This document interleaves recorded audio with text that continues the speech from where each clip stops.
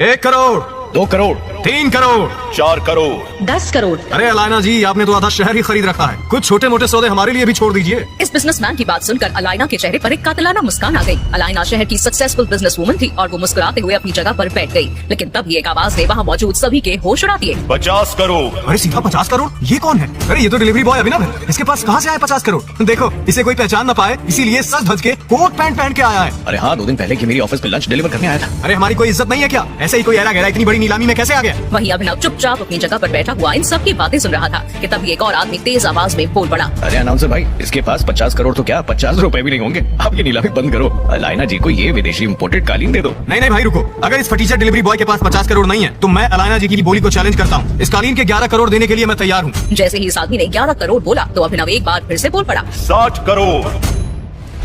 ज्यादा दूर भागे नहीं होंगे, खुद कर देखो तुम लोग। संजय के हाथ में गोली लगी थी। वो और अभिनव रात के अंधेरे में एक पतली सी गली में छुपे हुए थे। जल्दी बाहर मेरी बात सुन बेटा, यहाँ से भाग जाओ वरना ये लोग तुझे भी मार डालेंगे।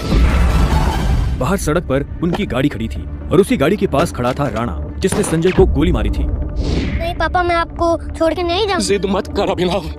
देख, मैं तो अपनी जिंदगी जी चुका हूँ। अब जो भी करना है तुम्हें करना है, सब कुछ तुम्हें संभालना है। संजय ने कहा और अपनी उंगली में से एक सोने की अंगूठी निकालकर अभिनव को थमा दी। उस पर टी लिखा हुआ था। और एक बात हमेशा याद रखना, अपनी आखिरी सांस तक लड़ना है। Run tiger, run tiger run.